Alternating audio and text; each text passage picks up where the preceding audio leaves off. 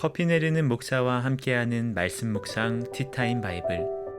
네, 반갑습니다. 커피 내리는 목사 강동희입니다. 오늘은 누가복음 14장 1절에서 6절 말씀으로 그럼에도 불구하고 치유하시다 라는 제목으로 말씀 묵상 나눔 함께 하겠습니다. 먼저 오늘 본문 말씀을 같이 읽겠습니다. 어느 안식일에 예수께서 바리새파 사람의 지도자들 가운데 어떤 사람의 집에 음식을 잡수시러 들어가셨는데 사람들이 예수를 지켜보고 있었다. 그런데 예수 앞에 수종병 환자가 한 사람 있었다. 예수께서 율법 교사들과 바리새파 사람들에게 물으셨다. 안식일에 병을 고치는 것이 옳으냐 옳지 않느냐. 그들은 잠잠하였다.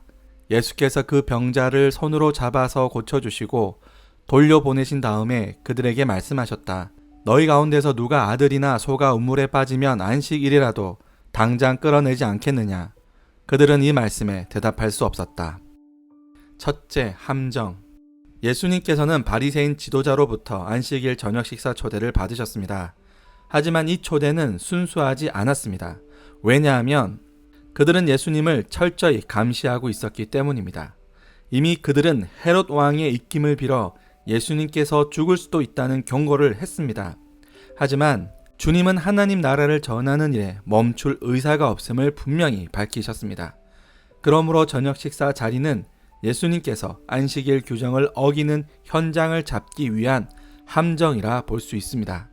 둘째, 그럼에도 불구하고 예수님께서 식사를 하고 계신 자리 바로 앞에 수종병 환자가 있었습니다.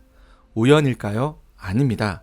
예수님은 이전에도 늘 안식일에 쉼없이 환자를 고치셨습니다. 그것을 잘 알고 있는 바리새인들이 안식일에 병자를 고치는 예수님을 현장에서 고발하기 위해 준비해둔 것입니다. 물론 예수님께서는 이미 그들의 의도를 다 알고 계십니다. 주님께서는 자신들의 자녀나 재산에 손해날 일에 대하여는 안식일 규정에 예외를 두면서 어려운 이웃을 돌보는 일에는 철저하게 규정을 가져다 정죄하는 그들의 외식을 드러내십니다. 중요한 것은 그럼에도 불구하고 주님은 수중병 환자를 불쌍히 보시고 그 병을 치유해 주신 것입니다. 오늘 우리 교회도 외형과 형식에 얽매여 있음을 볼 수 있습니다. 웬만한 교회 담임 목사가 되려면 최소 해외 유학에 박사 학위는 기본이라고 합니다. 자녀들이 많거나 건강에 조금이라도 문제가 있다면 감점을 받거나 아예 서류 심사에서 제외해 버린다고 합니다. 그러니 가짜 박사 학위와 몇 개월짜리 유학 코스에 목사들이 몰려드는 것입니다. 더욱이 우스운 것은 목회자들이 자신들을 홍보하기 위해 성경 100독, 40일 금식 기도 몇 회라고 자신의 명함에 기재하고 다닌다는 것입니다. 교회나 성도들은 어떠합니까? 건물 크기와 편리시설 그리고 외적인 아름다움을 자랑하고 있지는 않습니까? 정치인, 유명 연예인이 몇 명이 다니는지 등이 관심사는 아닙니까? 아이러니하게도 목회자들도 슈퍼스타를 꿈꿉니다. 유명인이 되고 싶어합니다.